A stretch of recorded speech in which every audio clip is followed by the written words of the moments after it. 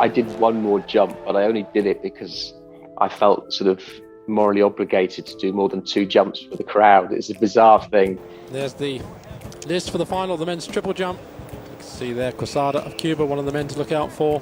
The next part of the list, you'll see Jonathan Edwards, who is now the world record holder in this discipline and was the second furthest I should say, in qualifying. I think it's quite cool that Steve Ovett was commentating on this event. He was always one of my heroes. I remember watching him versus Seb in 1980, and I was very much a Steve Ovett fan rather than a Seb fan in terms of who I wanted to win in Moscow, and to have him commentating on this was quite something.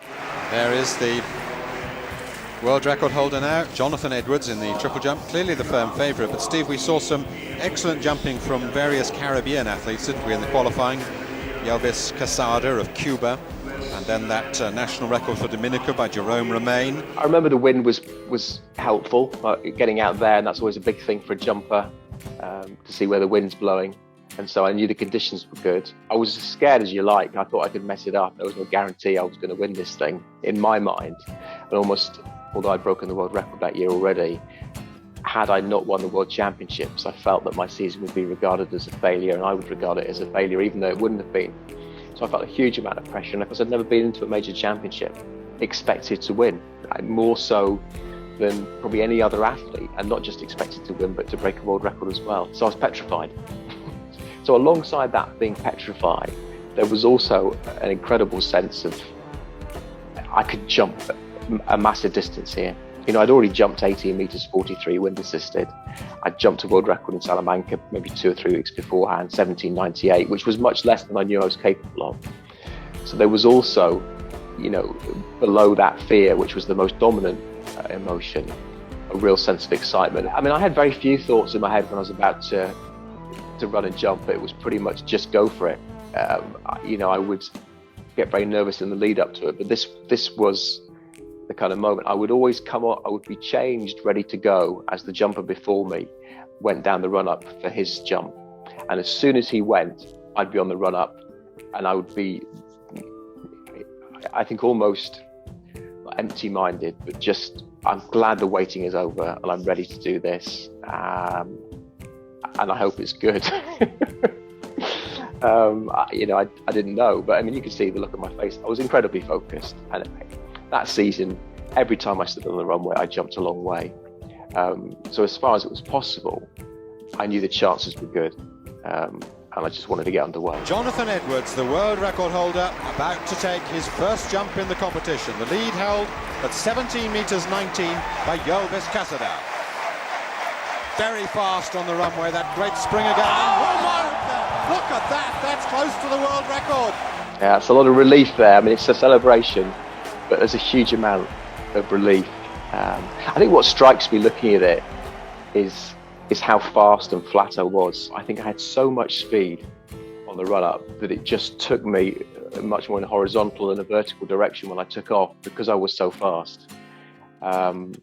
You know, people have likened it to a skipping stone, and these jumps on this day were very much like that. And I think as a result, my hop and step were perhaps shorter than I'd done in lots of other jumps, but that was a function of the speed. The adrenaline was there, you know, and I was, I don't know, 5% faster than I'd probably been at any other time during my career, and certainly that season. And that's what gave the jumps that flat trajectory. The judges taking a time, making sure of the measurement being right, and Edwards waits. I mean, there's this interminable wait now. What a time to produce your best. The biggest occasion of all, the World Championships. They're taking a long time to measure it. Is that significant?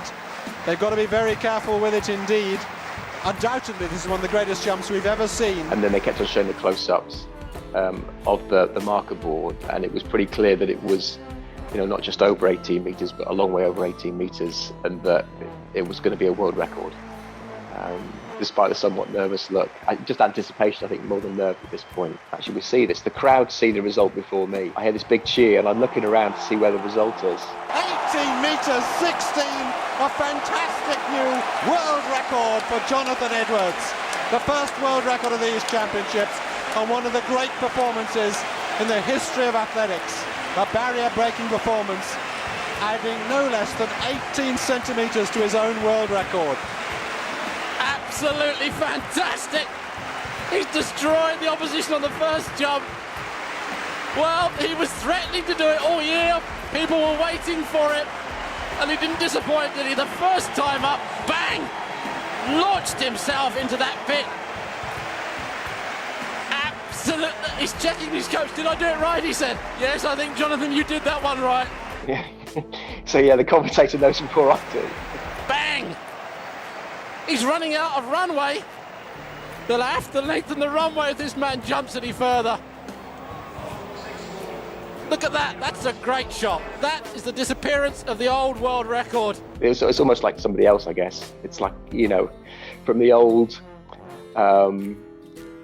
stiff, achy man that I am now to that person who could jump that far. I mean, I probably couldn't jump 9 meters now. It's quite something to watch. There's a huge amount of luck where you are on the board. There really is. I mean, you can train and train and train, but once you get into a major championships, all sorts of different conditions, you know, you've got all that adrenaline, and there is a lot of luck involved. I mean, a year later in Atlanta, when I was the red hot favourite, I had 2 fouls in the final, and I was immediately on the back foot, and only just made it through to the final 3 jumps with my 3rd jump, and that could have happened here quite easily. I could have just nicked the plasticine, put some pressure on myself, then fouled the second. So with a technical event, and certainly the triple jump, when you've got the 3 phases, as well as the takeoff, there's lots of places for things to go wrong. And that's, in a sense, why I was so relieved. No matter how good a form you're in, there's always something that can go wrong in a technical event, or in any event, in any sporting event, particularly when you're looking at something as technical as the triple jump. So no, I mean, there was no holding back. There was no, let's get a safe one in. It was just run and jump and hope it's good. All I can remember, I guess, is the feeling of I'm not done yet in this competition. And normally, once I jumped a distance like that, I'd finish. The adrenaline would be gone. I'd more than likely won the competition. I'd broken the world record. So I still felt like there was more to do, and the adrenaline was still up. And maybe I did feel like potentially somebody could have jumped a huge jump there. I mean, I think Conley was in the competition. That's my friend Rogel from Tel Aviv. We're great friends. We did a lot of training together. And it was fantastic for me, actually. He was in the competition because you had the Cuban guys, and then you had the Arkansas guys, the Conley, the Brian Wellman, Romain. And there was these gangs, and I would have been on my own without Rogel being there, and we were like a team. And of course, for me, Conley was a bit of a hero. I watched him jump in Barcelona, 1817, wind assisted. And for me, he was the outstanding triple jumper. Although he wasn't the world record holder, he was the outstanding triple jumper of all time, hugely talented. And it was always a bit weird for me to break the world record rather than him. It felt very, very odd because I always was in awe of him and his abilities. But it was nice to have Rogel there because he was able to support me. And I think without him, I'd have felt quite vulnerable. I also remember buying some sunglasses at the airport in Gothenburg because I didn't actually have any deals. And I just didn't want the other athletes to see the fear in my eyes when I was getting warmed up and in the cool room. So it was a little bit of a kind of disguise, if you like, to hide what I was feeling inside. What can you say? This man has already, I believe, won the competition, and quite rightly could have taken the second round jump and relaxed, but I think he knows, like everybody else, that he's in the form of his life, and it would be wrong to miss an opportunity of giving that a full try.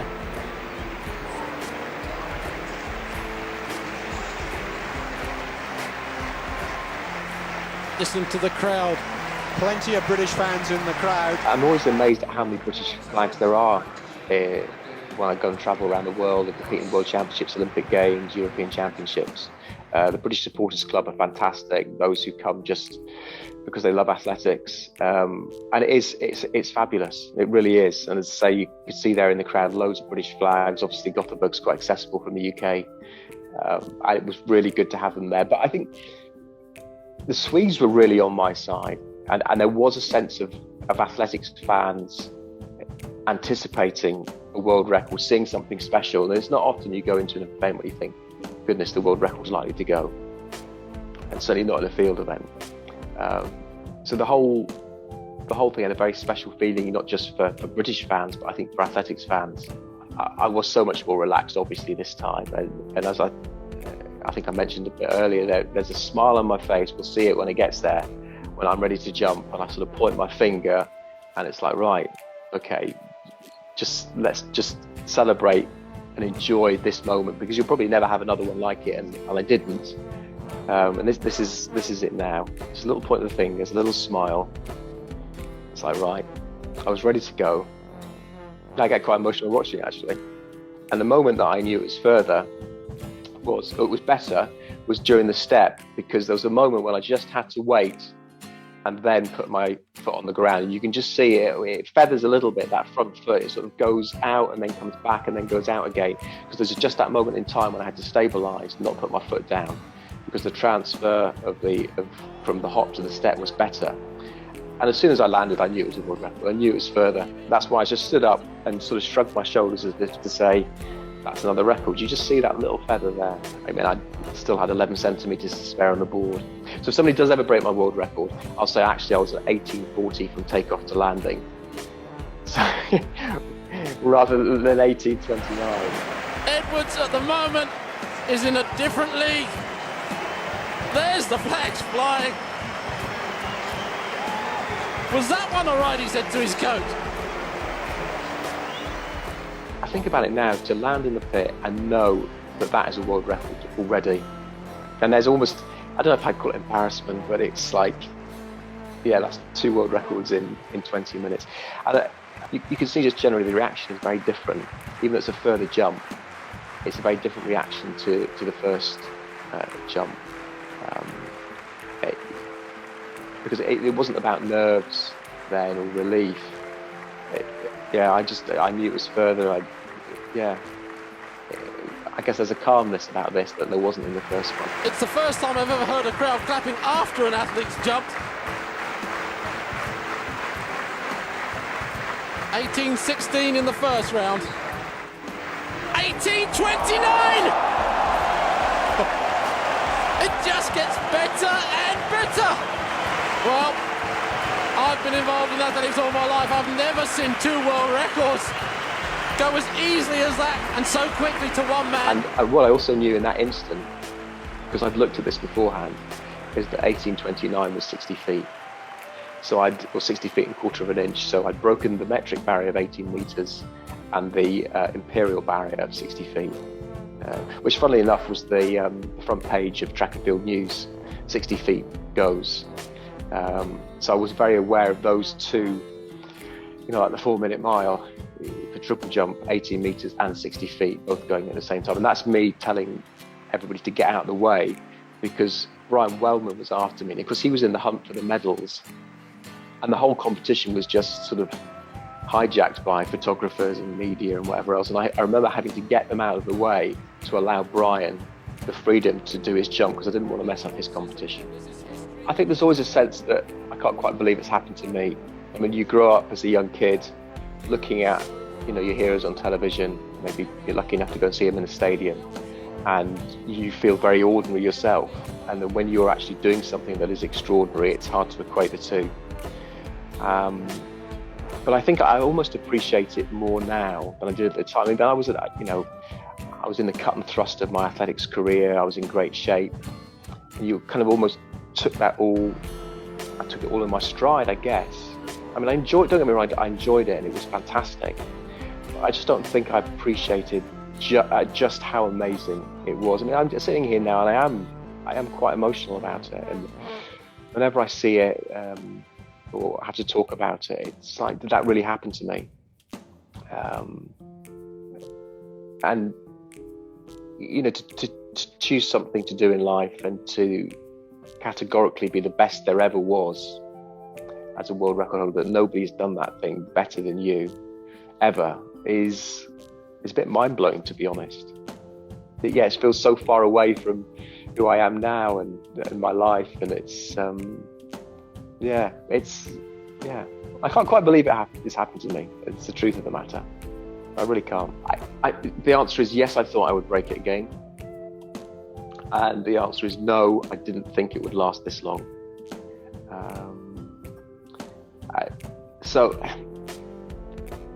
The big thing about 95 was that my technique was outstanding, and the balance that I had through the phases, which was brought about through me changing my technique and using this sort of double arm action rather than a single arm action, gave me a much better position, particularly in the last phase. So my last phase, I think, in Gothenburg was nearly 7 meters. In fact, it might just have been over 7 meters.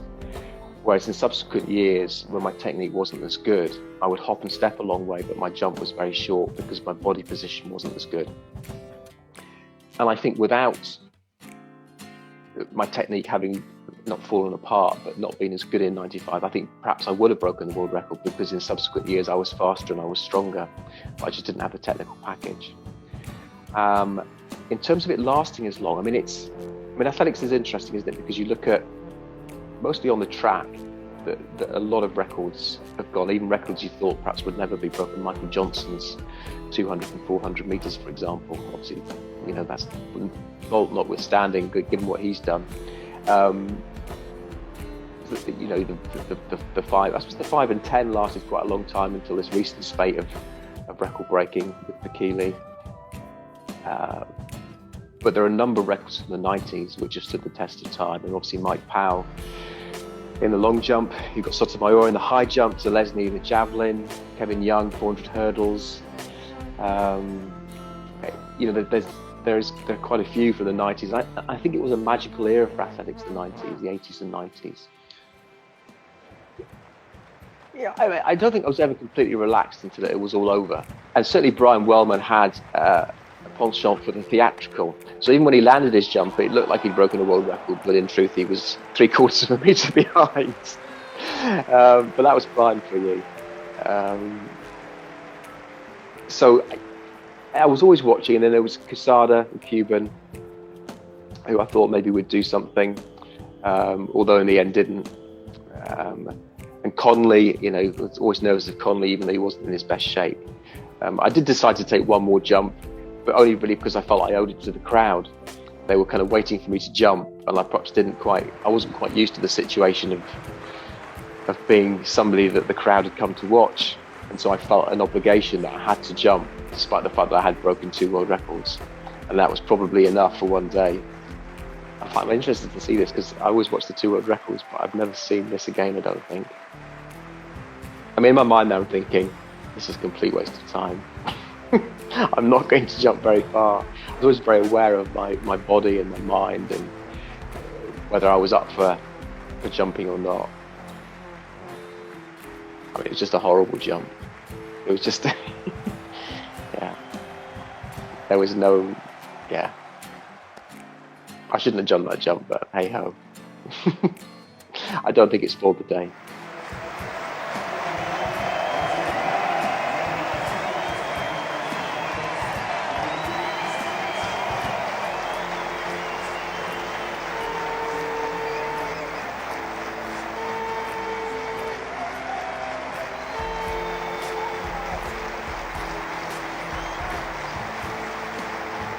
I can't quite believe in it. It's just so amazing.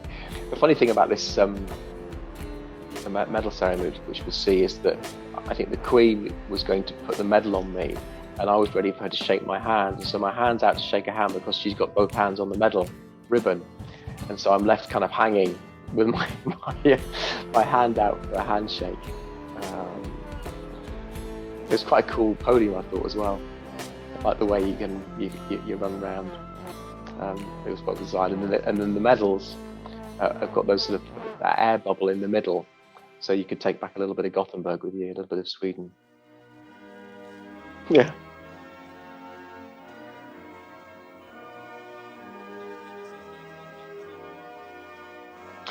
I think just a bit of disbelief, really. And so I never watched these bits. You always see the jumps, particularly the second one, but never really all of this. And that was an incredible day.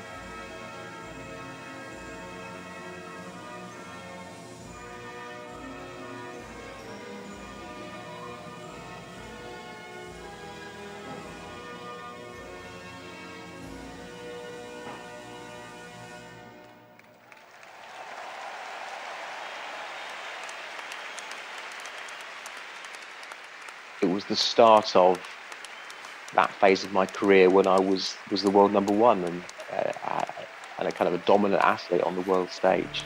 Whereas up until that point, I'd been trying to break through. And then Sydney, there was like a relief that I'd won the Olympics, which is what, having broken the world record, that I expected to be able to do, and people expected to be able to do and anticipated me doing. So the sense of relief for Sydney was huge. It wasn't a great jump. It was an amazing night, but I was very much a secondary event on that Magic Monday in Sydney. Whereas this evening in Gothenburg, I was the main event. But for an experience, there was nothing like Gothenburg as a night. 2 world records, the response of the crowd, that breakthrough moment for me and my emotions.